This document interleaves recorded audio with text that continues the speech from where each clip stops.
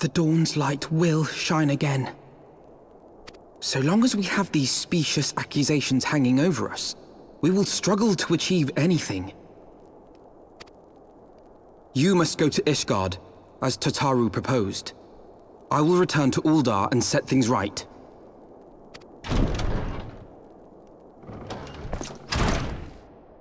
Pray, do not be so hasty, Master Alphino. Lord Orchefort.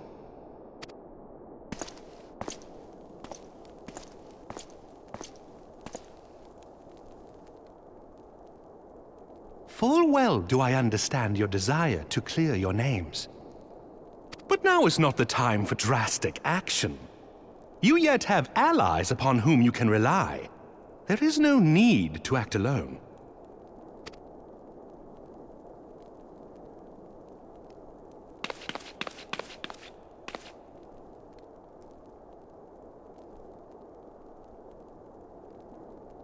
Yes.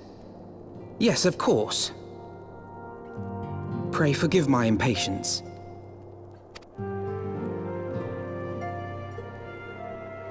I bring tidings. Count Edmont has decreed that the three of you be taken in as wards of House Fortin. Under our patronage, you shall be granted access to the city proper. Pray, consider our manor your new headquarters, from which you may gather information and plan how best to proceed. Needless to say, should any of your missing allies be found, as I am certain they shall, they will of course be welcome to join you there.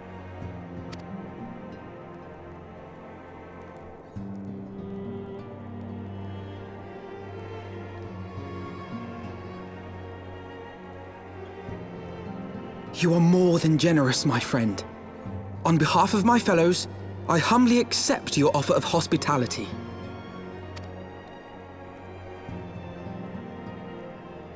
The Count is a good man and just. He will treat you with the kindness and respect that a hero and dear friend deserves.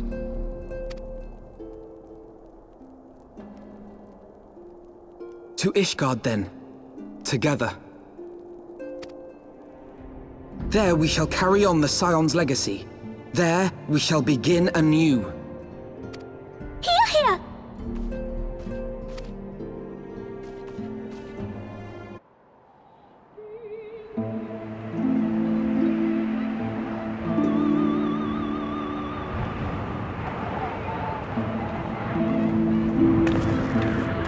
And so they came, at a friend's behest.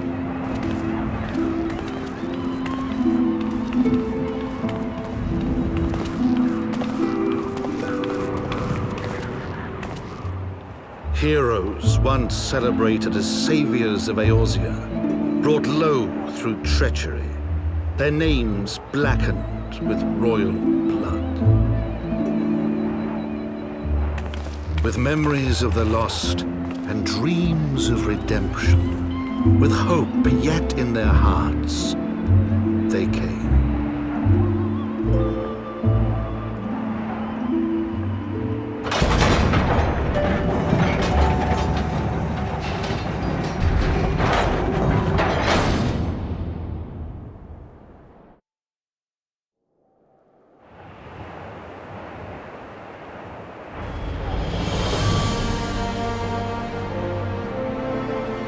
To Ishgard, shining city on the mount, overlooking the dominion of Kurthus. A great and proud nation, devoted to Halone, the Fury, ruled by Thordan VII, Archbishop of the Ishgardian Orthodox Church. The last bastion of the faith, her walls ever bristling with the sworn swords and spears of her 4 high houses. A land that after 1,000 years of war had forgotten what it was to be at peace.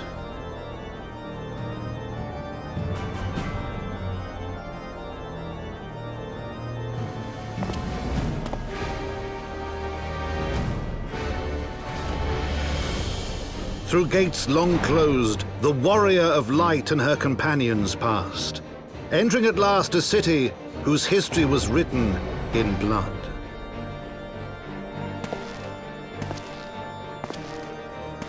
In the midst of the Dragon Song War they came, 3 weary travelers whose arrival would set in motion great change. Though none knew then how great.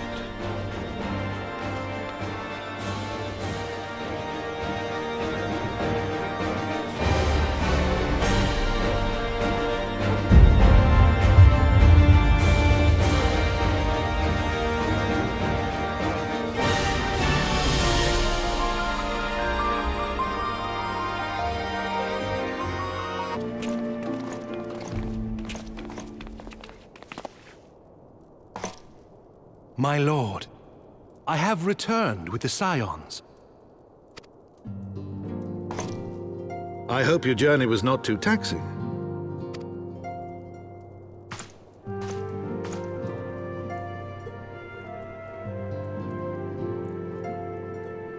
I, Count Edmond de Fortemps, do bid you welcome. As wards of House Fortemps, you shall be afforded every courtesy. My home is your home.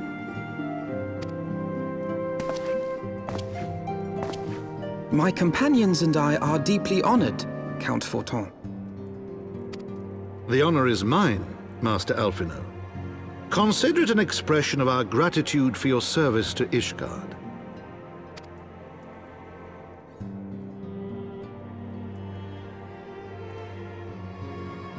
Forgive me, my lord, but are you not concerned? To accept foreign guests at such a juncture, especially ones with our reputation. Do not worry yourself on my account. 'Tis true that Ishgard's first thought has ever been the war effort, hence the closing of our borders. Yet it is in troubled times most of all that men should seek allies, don't you think?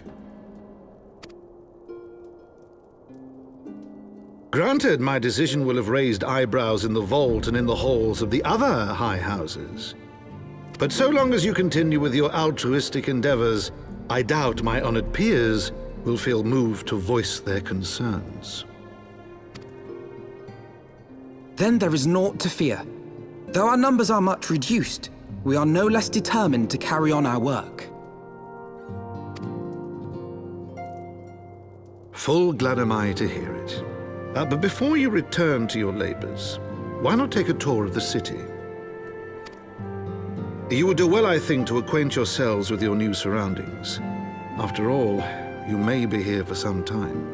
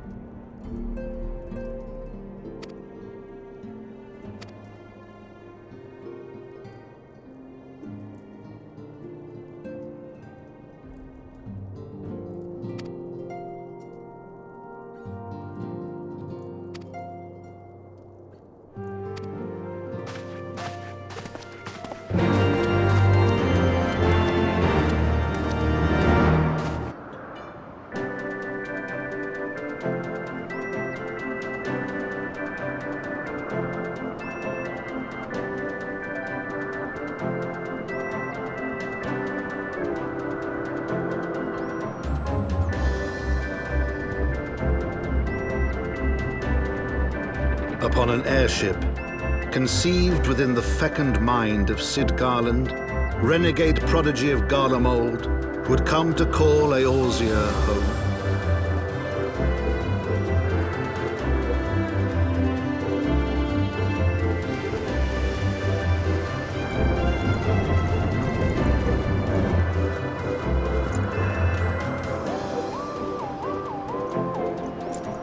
High into the heavens, where isles of earth and stone floated as clouds, a frontier the knights of Ishgard had scarce begun to explore. To a fledgling outpost, within the sea of clouds, where careworn scouts ever scanned the skies for winged shadows, she came.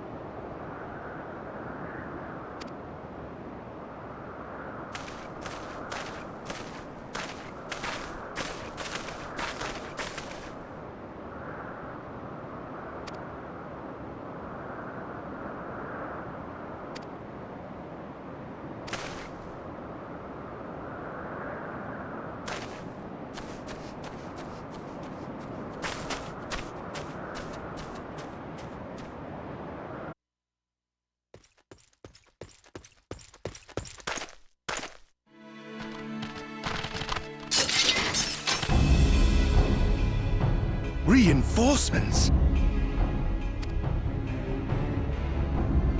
Anger of Honu, chief of mighty Vundo, royals like blackest storm clouds, offer netherlings to the white. Cloud sea swells and he comes.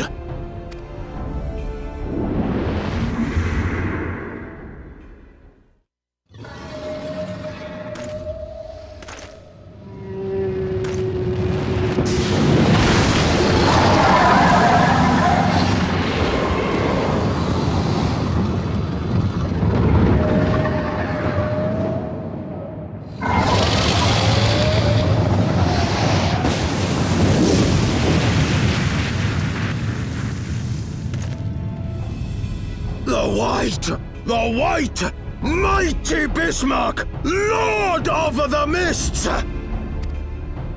A flying whale? By the Fury, it's a primal!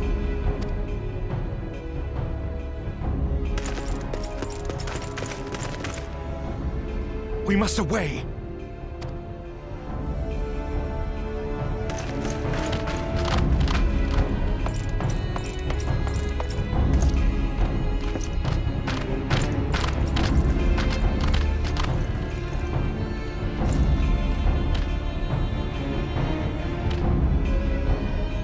Damn!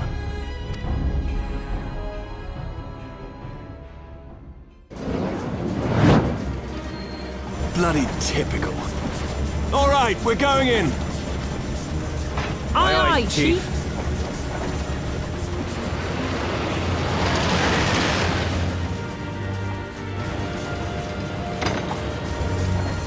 All aboard!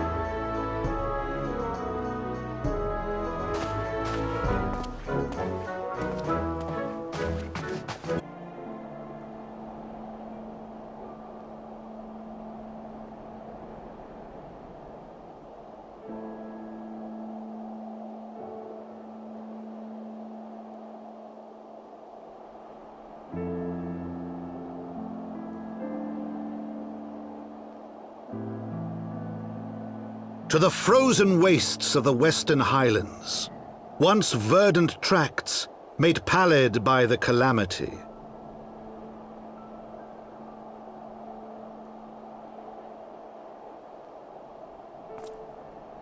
Beyond the towering wall of ice, to lands long forsaken that the Knights of Ishgard strove tirelessly to reclaim.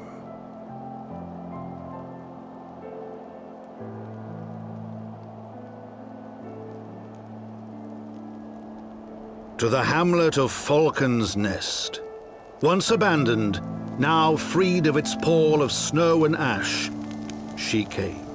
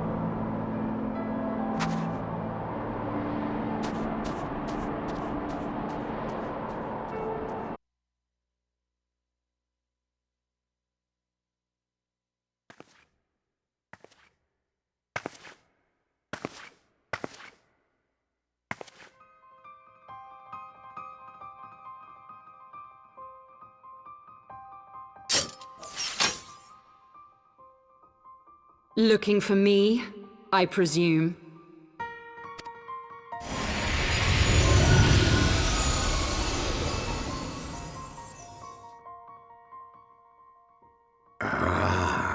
The child who glimpsed the truth. No! It cannot be.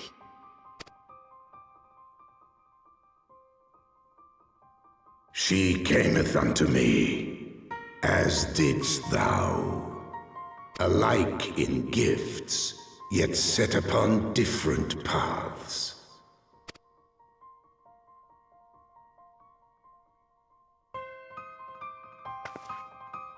He speaks true, warrior of light. Like you, I have been blessed with the echo.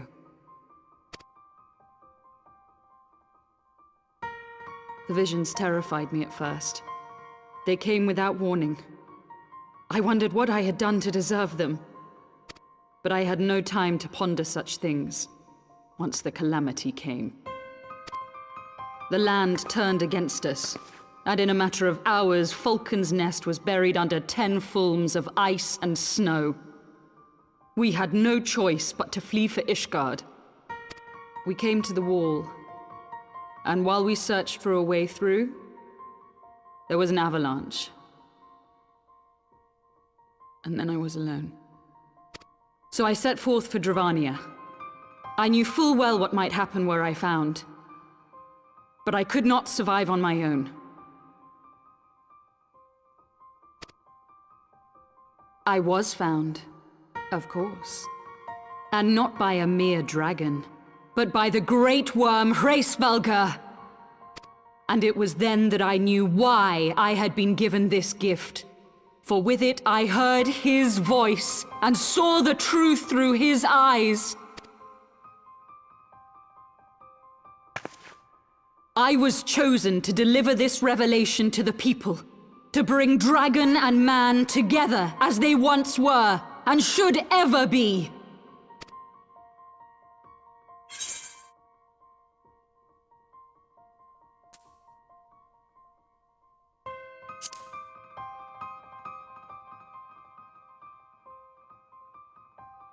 It wasn't supposed to be like that.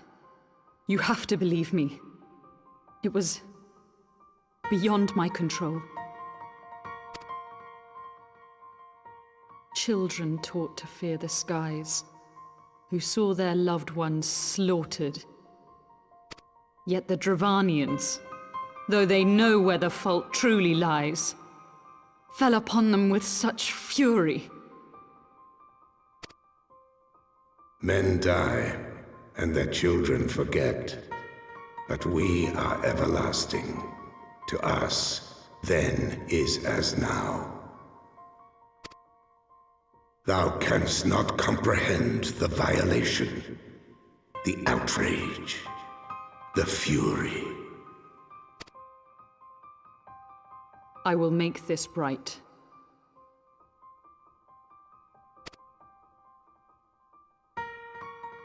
I am neither a saint nor a savior, just another sinner.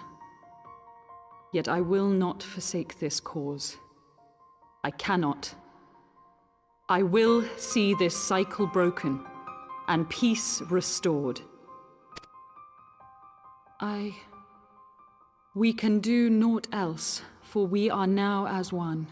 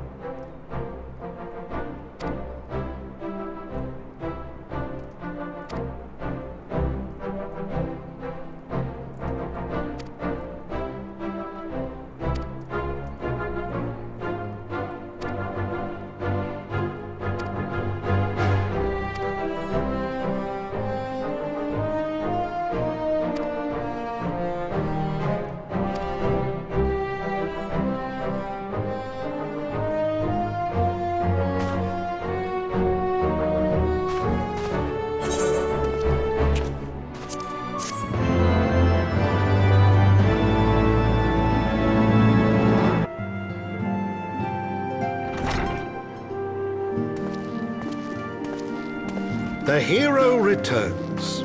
I cannot thank you enough for saving young Imanolane's life. Aye, he told me everything. I've also received letters from both House Zamail and Durandare praising your conduct, and that of House Forton. You've won us much honor, my friend. My lord! What is it? Speak. Pray forgive the intrusion, my lord, but I bring grave tidings. Master Alphino and Mistress Tataru have been detained on suspicion of fomenting heresy. What? Explain. They were observed entering a tavern in the lower levels on some half-dozen occasions.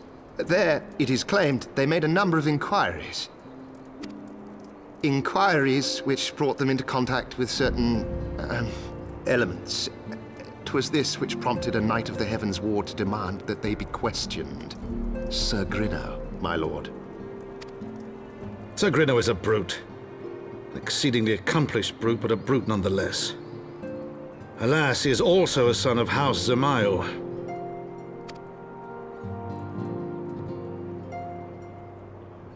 How quickly we forget the petty nature of men. I'd wager your friends are no more than pawns in another of my countrymen's games. Such is the way of things between the high houses.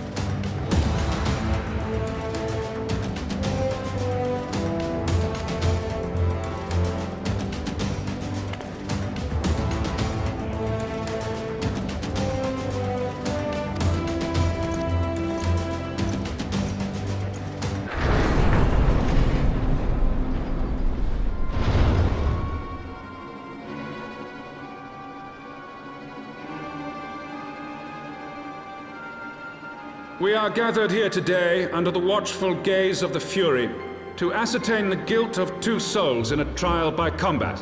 Petitioners, step forward.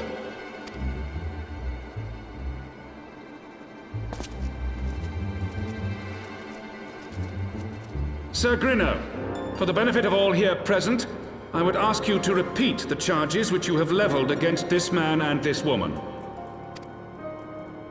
I, Sir Grinno de Zemail, brother of the Heavensward, did bear witness to these 2 foreigners consorting with heretics.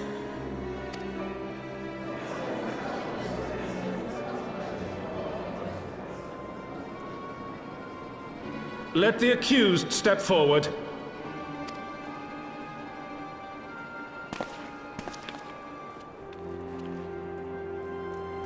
Alphino Leveilleur, Tataru, you have heard the charges leveled against you.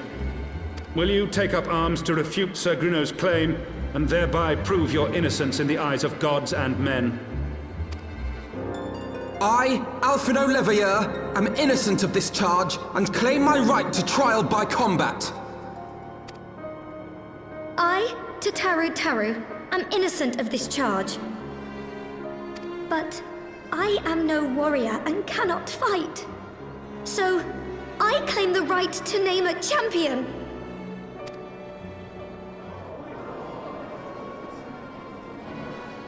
To the old and the infirm, the young and the weak, this right we allow. Very well. Who will stand for this woman?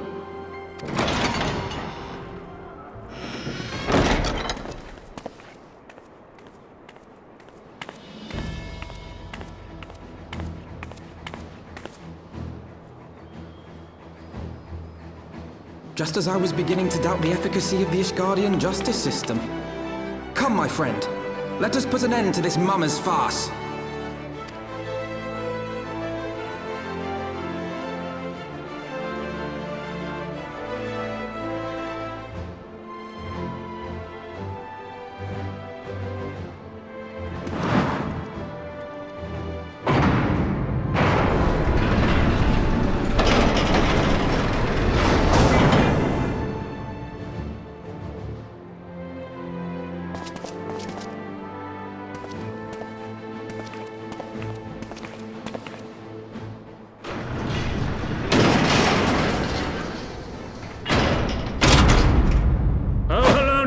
Render unto us your judgment. Raise up the righteous, and cast down the wicked.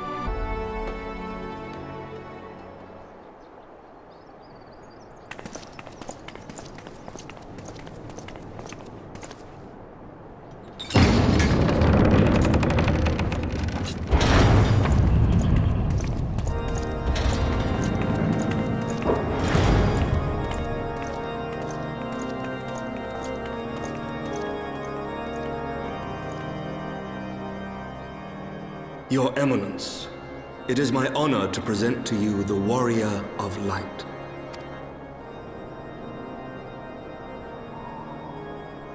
I have heard the tales of your many grand endeavors. The Lord Commander has also been most effusive in his praise. I am Thordan VII, Archbishop of the Ishgardian Orthodox Church, and I bade you come here that I might offer my personal apologies.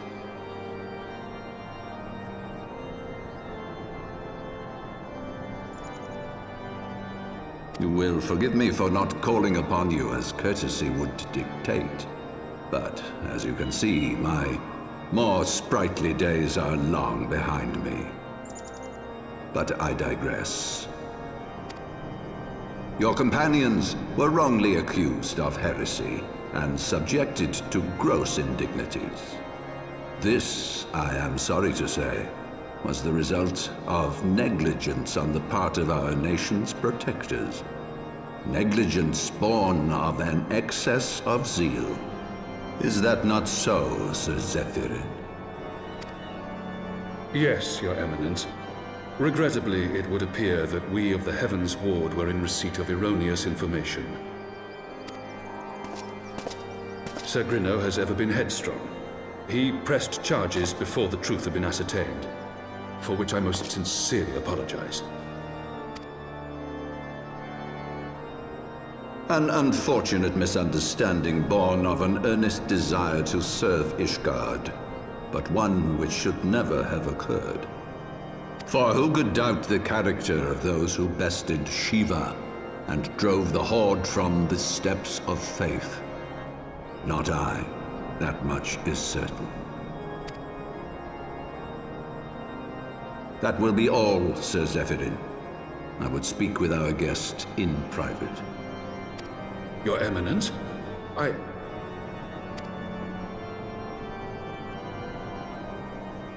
As you wish, Your Eminence.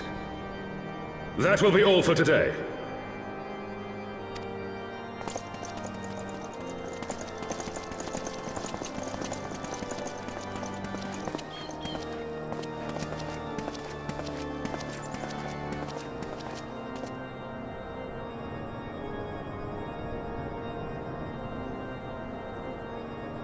Privacy is a luxury rarely afforded one in my position.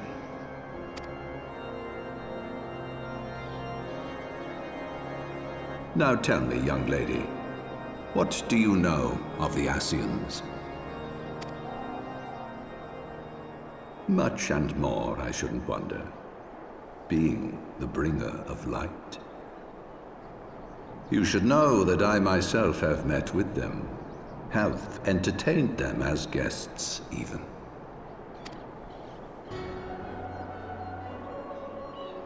Those harbingers of chaos and strife offered us power that we might continue our war against the dragons. I have no intention of aiding their cause, of course, nor less of being their puppet. Yet, were I to refuse them outright, I should learn naught of their true objectives and remain powerless to stop them.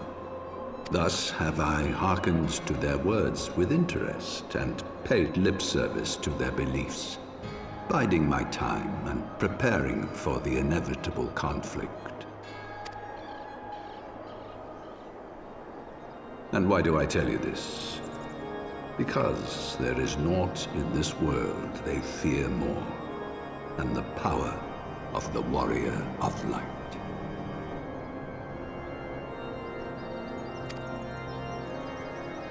If we are to rid ourselves of these vile interlopers, we must need work together.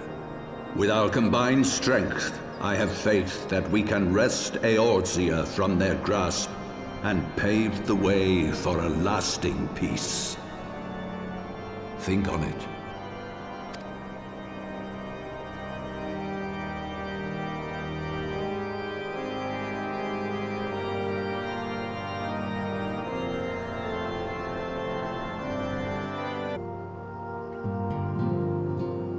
There you are.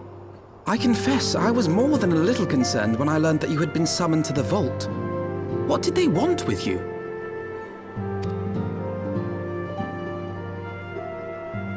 Well, well. A formal apology and an admonishment of those responsible. I see my fears were wholly misplaced. By the gods! The Archbishop freely admits to consorting with Ascians. So, their ambitions extend to Ishgard as well. We will have new primals to contend with ere long, of that you may be certain. 'Tis but a matter of time. Yet shorn of the support of our missing allies, what can we realistically hope to achieve? In the midst of all the excitement, I completely forgot to tell you. When I was asking around about the Scions, I heard the most awful rumor. General Rauburn is to be executed for crimes against the Sultanate! If the Flame General dies, we will lose a staunch ally, and the one man capable of holding the Sultana's assassins to account. Lord Orchiphon was wise to counsel restraint, but this business will brook no delay. We cannot permit this execution to take place. We must save Raobarn.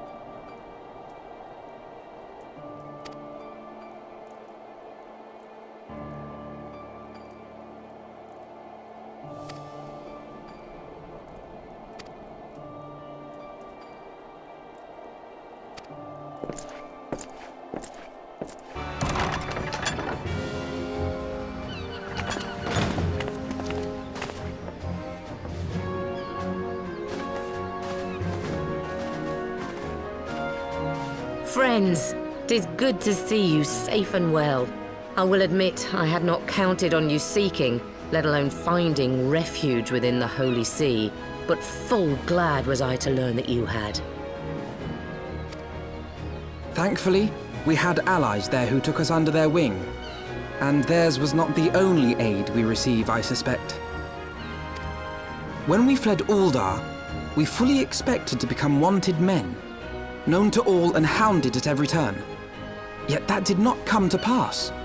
On the contrary, 'twould seem the charges against us have not been made public.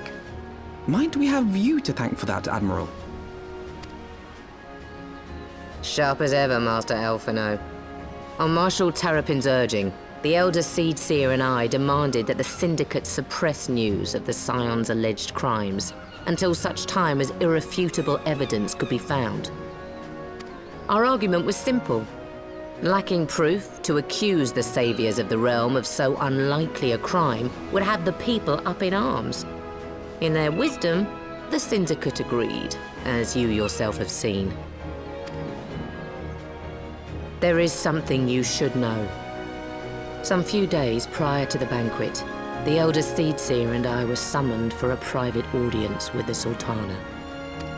There, she revealed her intent to announce her abdication, that she might pave the way for the establishment of an Uldan Republic. What? But such an announcement would have plunged the entire nation into chaos. She was well aware of that. 'Twas for fear of what might ensue that she summoned us. Her Grace wanted the Elder Seedseer and I to lend Raobarn a helping hand, you see? To aid him in preserving the peace during the transition. So, having somehow caught wind of her plan, Lolorito and Teleji plotted the Sultana's assassination in the hope of maintaining the constitutional status quo. But they must have known that her death would sow as much chaos as her abdication. Chaos from which Teleji alone might feasibly stand to profit. Surely Lolorito would never knowingly... Ah, could it be? I dare not hope.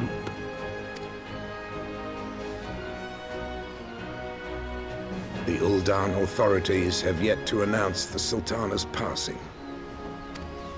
To allay any suspicion that may arise from Her Grace's absence, they have issued a statement to the effect that she is presently convalescing from illness. Mayhap they're waiting for a fitting moment to break the news. Or mayhap they know of some other reason to delay. Something else has been bothering me, Admiral. I was dismayed to learn that General Raoban is to be executed. Yet upon hearing the news, I could not help but wonder why he had been kept alive for so long. Pray mistake not my meaning. I am, of course, overjoyed that our friend still draws breath, and that he might yet be saved. But if his enemies truly wished to eliminate him, they could have done so immediately. I see no reason for this delay. Aye, you've struck upon an important point, Master Alphino. Following his capture, Raoban had been held in the Marasaja pit within Uldar. In recent days, however, he has reportedly been moved to an unknown location. Queerly, 'twas not the brass blades who spirited him away either, but a band of soldiers decked in blue. The Crystal Braves. Aye. If I read the winds aright, the arrangement between Lord Lolorito and the Braves has come under strain. At any rate, if we're to rescue Raoban, we'll have to find him first. And you'll be glad to hear that I have already entrusted the task to those best able to see it done. Our friends of Doma.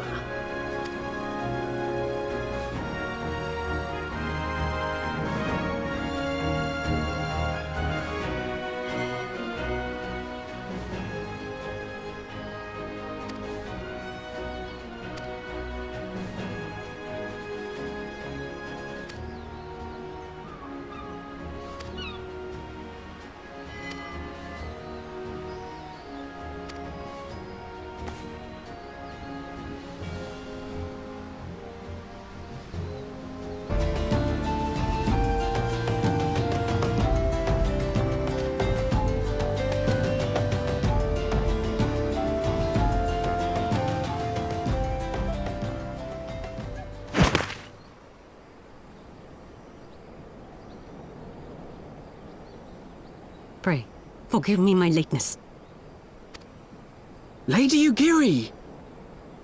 Master Alphino, I am pleased to see that the light of resolve shines in your eyes once more. Ah, yes. How pathetic I must have seemed to you when we last met. I am ashamed to record it. For a time I was well and truly lost. But with the aid of my comrades, I have since refound my purpose, and I shall take care not to misplace it again. Since your escape from Uldar, my fellow shinobi and I have shadowed the Crystal Braves every step, in hopes of learning the Scion's whereabouts. Regrettably, our investigation has yet to yield any useful information. Pray, forgive us. You need not apologize, my lady. We are grateful for all that you have done on our behalf. Besides, Raoban is no less a friend, and we cannot well abandon him to his fate. Hozan, the three of us shall attend to the Flame General's rescue. Pray, draw away the guards by the entrance. Take Dowade and Higiri with you.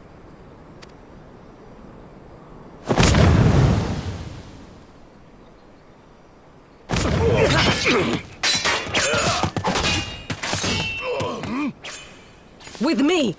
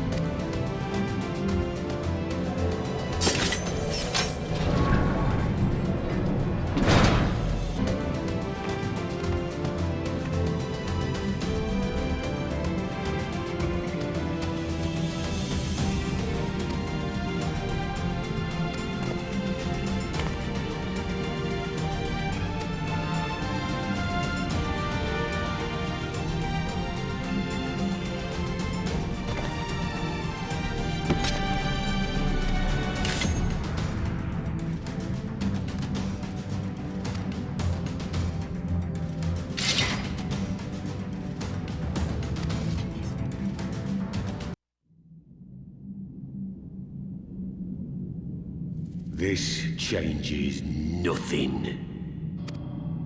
It is over, Ilberd. Lay down your arms and surrender yourself to justice.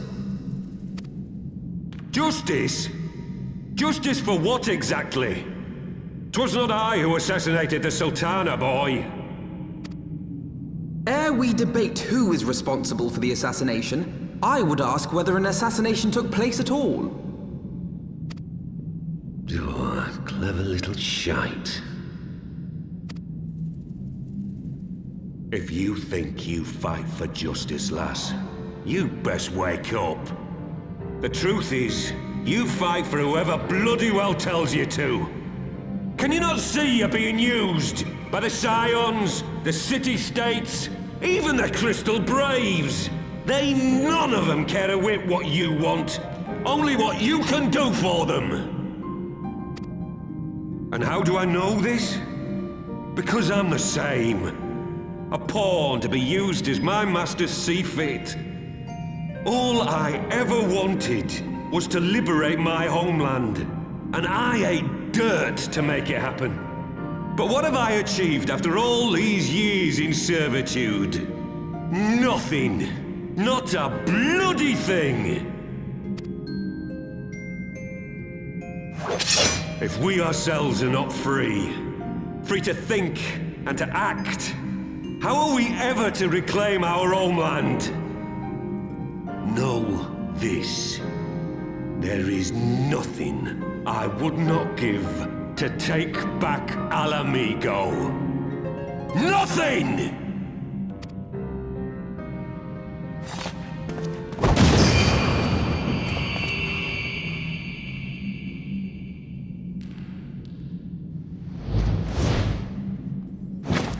You'll not get away!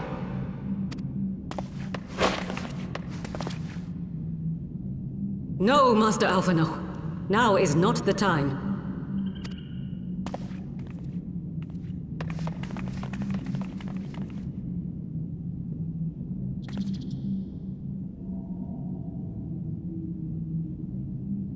I'm but a cripple and a fool.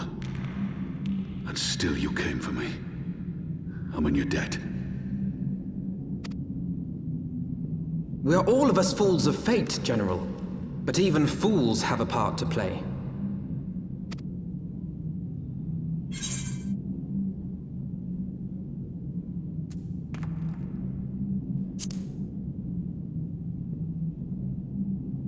Rest assured, I was not planning to die till I'd avenged the Sultana. Still, your words are welcome, lass.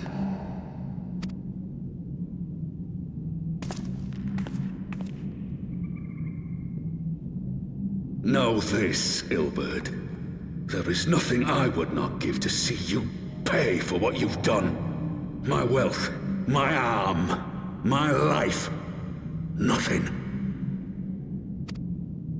General, are you aware that Lord Lolorito has yet to announce the Sultana's death to the public? What?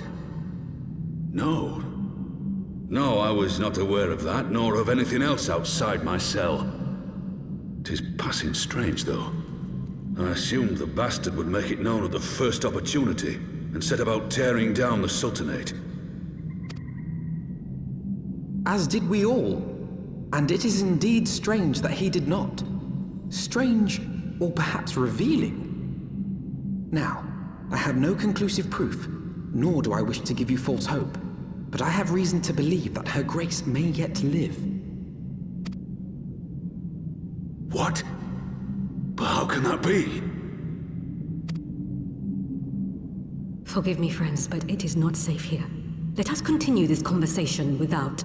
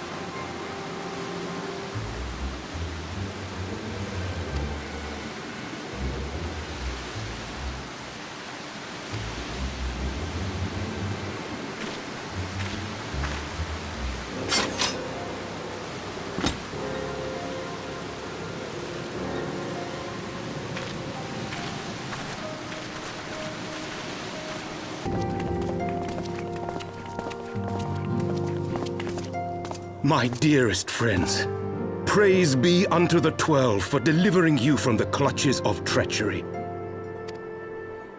Father!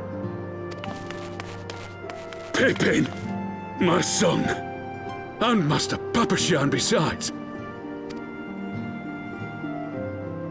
Forgive me, Father. I should have been at Her Grace's side. Save your tears. The Sultana yet lives. You.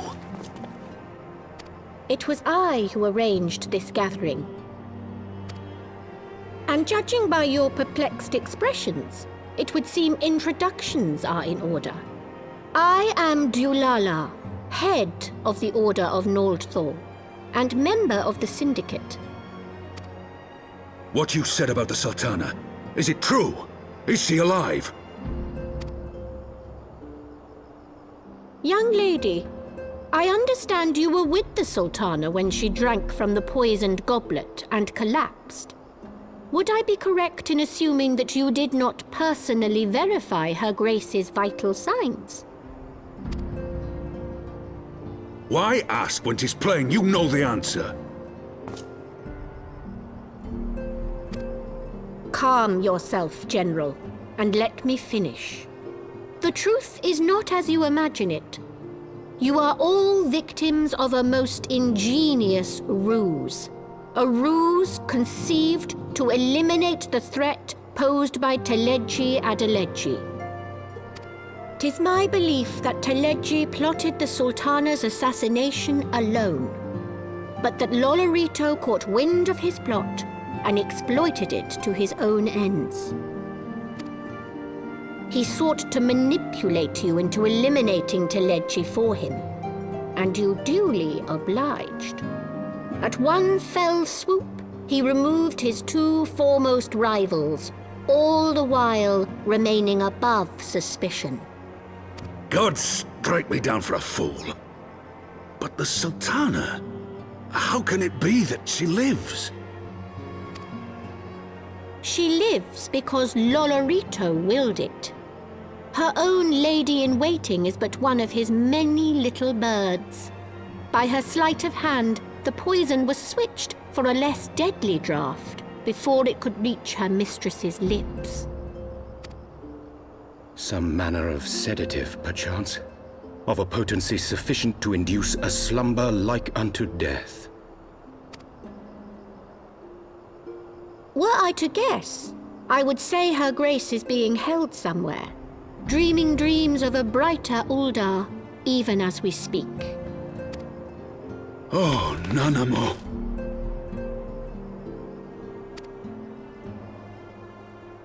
I will never forgive Lolorito for his part in this. Though Lolorito's hands are far from clean, they did pluck Her Grace from the jaws of death. That must count for something.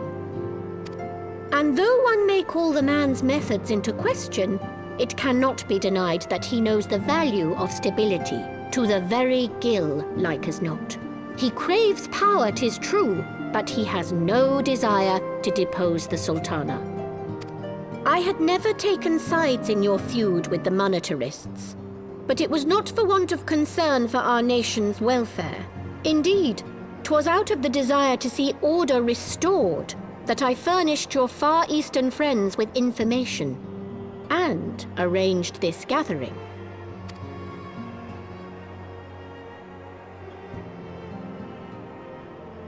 I hope you are ready to work, General, for there is much work to be done. Our first priority must be to bring matters back into balance. Lest you forget Her Grace's words, the true wealth of Uldar lies in the health, happiness, and hopes of her people. As for the more worldly kind of wealth, I am content to let Lolorito help himself to whatever Teleji Adeleji left behind. You, meanwhile, must do that which you alone can do. Rescue Her Grace and take your place at her side once more, for her sake and that of our nation.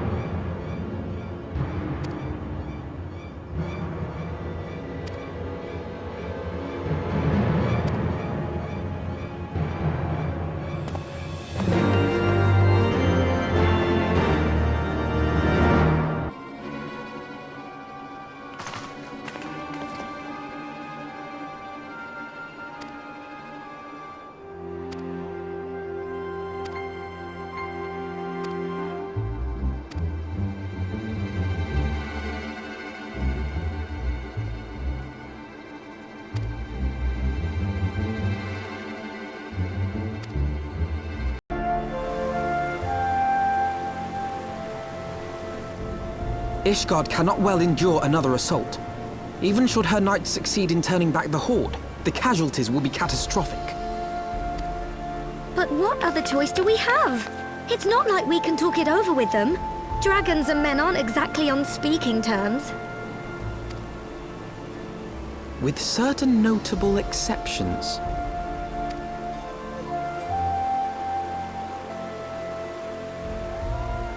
You don't mean Iceheart? When last you spoke with her, she lamented her crimes, did she not? Then there remains a sliver of hope. If we can persuade Iceheart to act as our intermediary, we may yet be able to convince Nidhogg to abandon his bloody course. If there is to be a meeting, I would accompany you. Estinian. Even with your intermediary, Nidhogg's blood rage may render him deaf to reason. However, the mere attempt may afford our forces precious time to prepare. Of course, you might also consider a more direct approach to ending this conflict. With the power of the Eye at my disposal, and the vaunted strength of the Warrior of Light, we could conceivably slay the beast outright. If we are to risk a face-to-face meeting with the Dread Worm, I for one would feel safer in the company of the Azure Dragoon. However, I should only turn to your lance if my words fail to find their mark. Is that clear? Perfectly. I shall assume that Iceheart enjoys similar diplomatic protection until instructed otherwise. A word of advice. Think carefully before divulging the particulars of this plan to Sir Emeric. 'Twould not do to have the Lord Commander accused of consorting with heretics. Indeed. I thank you for your counsel, Estinian. We shall be honored to have you with us. I am glad to be of service.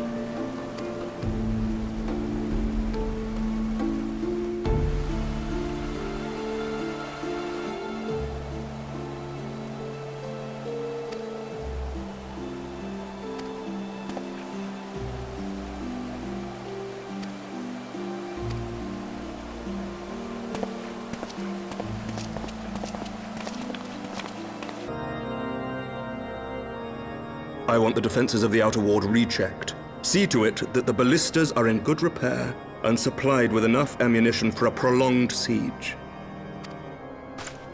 At once, my lord.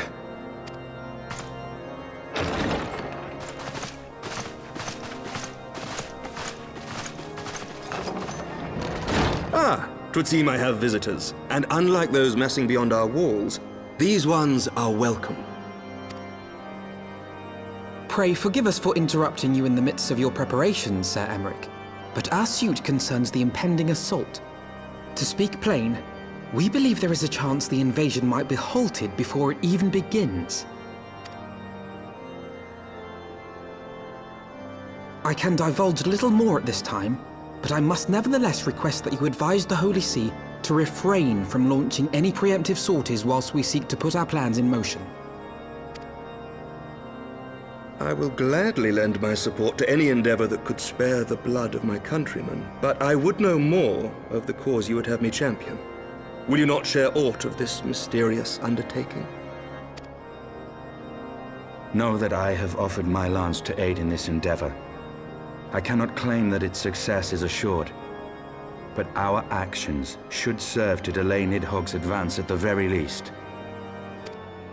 Which is more than can be said for the ill-conceived counterattack advocated by the sea's more vocal crusaders. They offer glorious death, but little hope of victory. Aye, their proposal does not inspire confidence. Our resources should rightly be spent shoring up the city's defenses. The Azure Dragoon and the Warrior of Light sallying forth together to face the dread worm Nidhogg.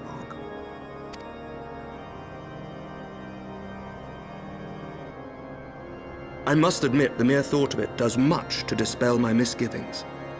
Go then, carry out your plan. I shall do what I can for you within the Holy See.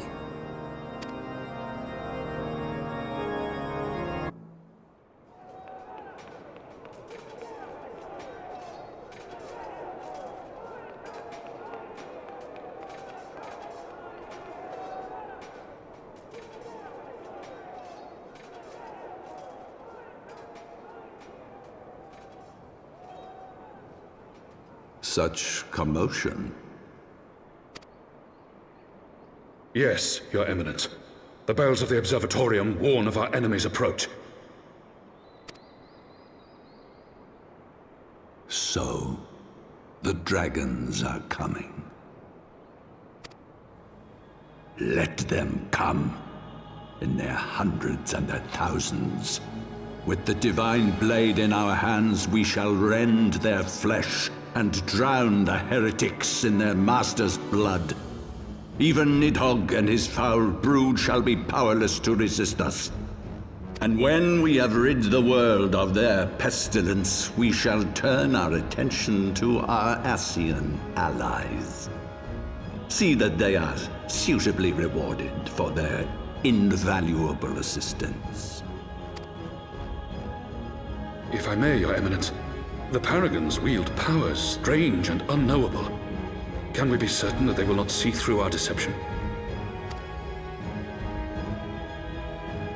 We can be certain of naught save the righteousness of our cause. If you would be a true leader of men, you must possess conviction as well as caution.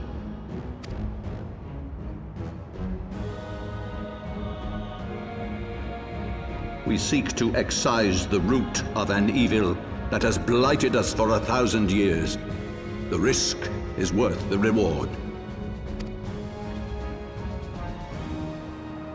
And what of Estinian and this Warrior of Light? They have plans of their own. Leave them to their purpose. We must each play the role we have been given. You and your chosen brothers most of all.